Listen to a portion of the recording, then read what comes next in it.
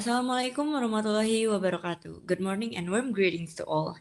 We are from the group that will present the topic title, Hierarchy of Position and Roles and Flow of Authority in an Organization. The members of our group are me, Aulia Citra Dewi, Imelda Saskia, Nabila Citra Ajahra, Rani Rahmatriani, and Bian Abi. The next slide will be presented by Imelda. Thank you. Before we go into more detail, let us start with the definition.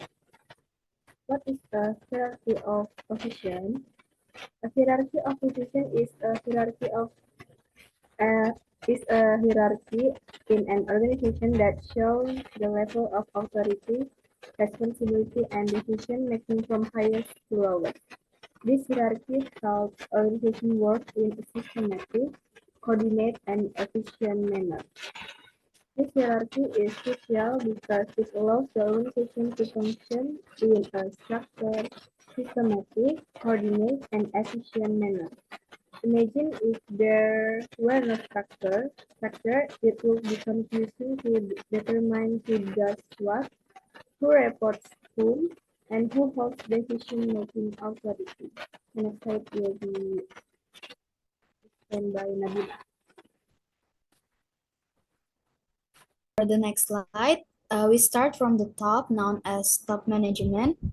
This group plays a vital role in defining the organization, vision and mission, as well as its strategic direction. Example of top management position include the director, chief executive office or CEO, chairman, and university rector. And for the next is their primary responsibilities are formulating major policies that influence the organization direction. Second is making key strategic decisions. And third is representing the organization to external stakeholder and informal events.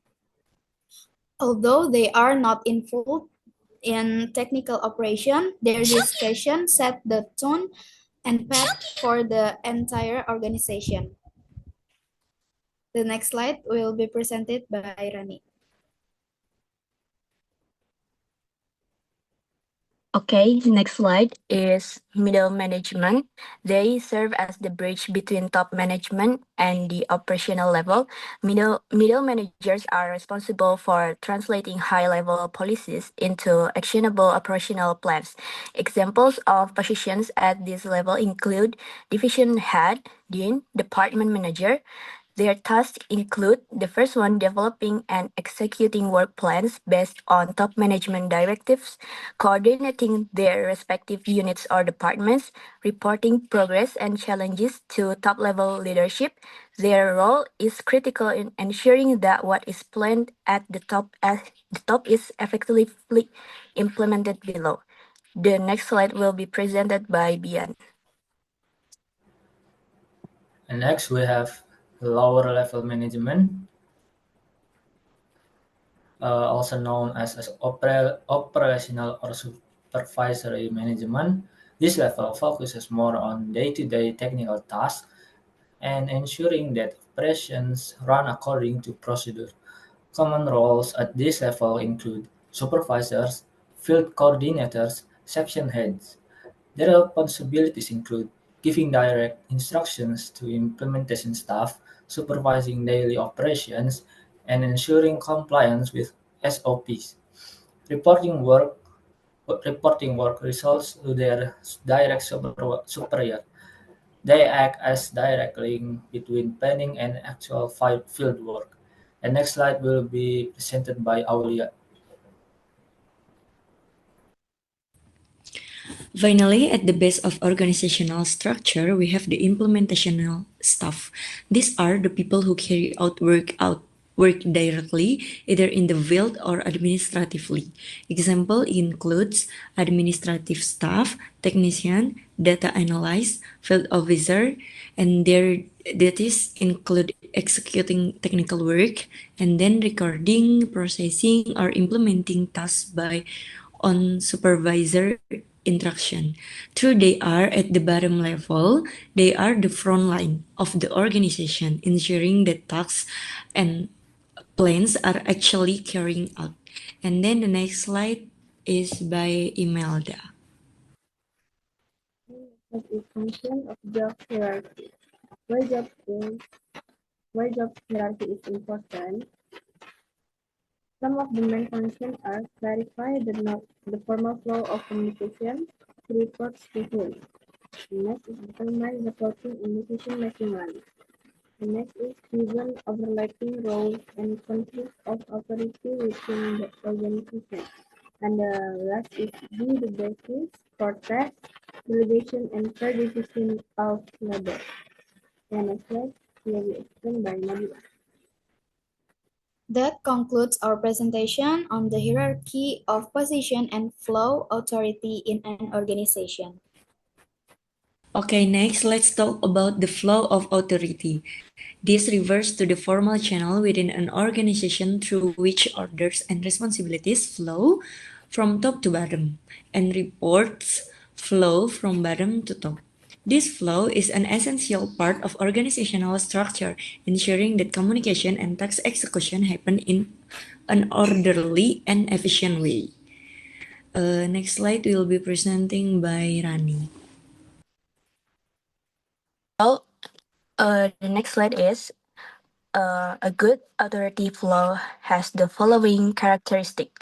The first one is clear and firm. Everyone knows who they report to and who gives them instructions. The second one is vertical, usually follows a top-down flow for instructions and bottom-up for reports. The third one is efficient, reduce confusion and redundancy in roles. The fourth one is formal, officially established in the organization structure and not informal or improvised. The next slide will be presented by Bian.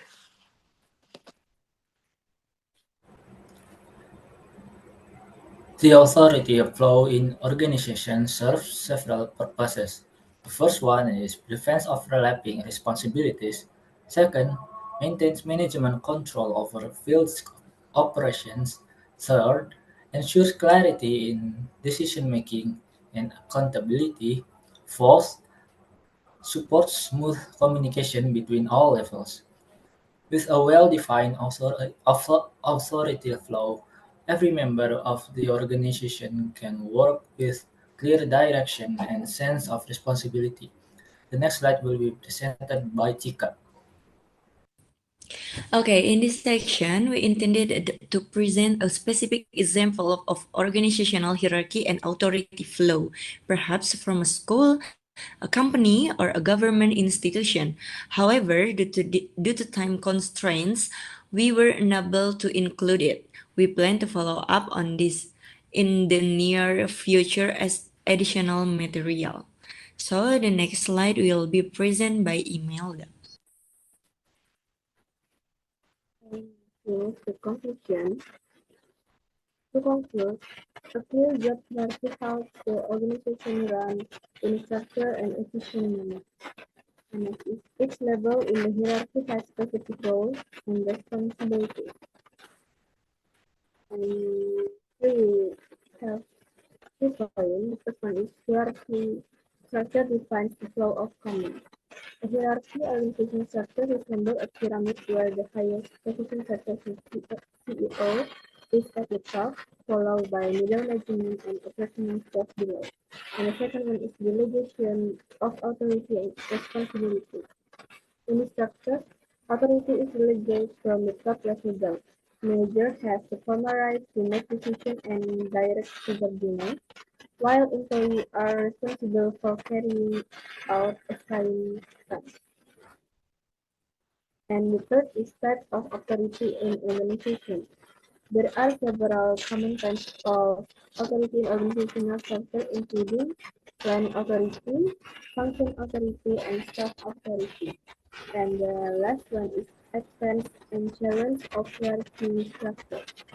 Advanced clear line of communication and responsibility, with facilities, supervision, and performance evaluation. Establish a structured career and promotion steps.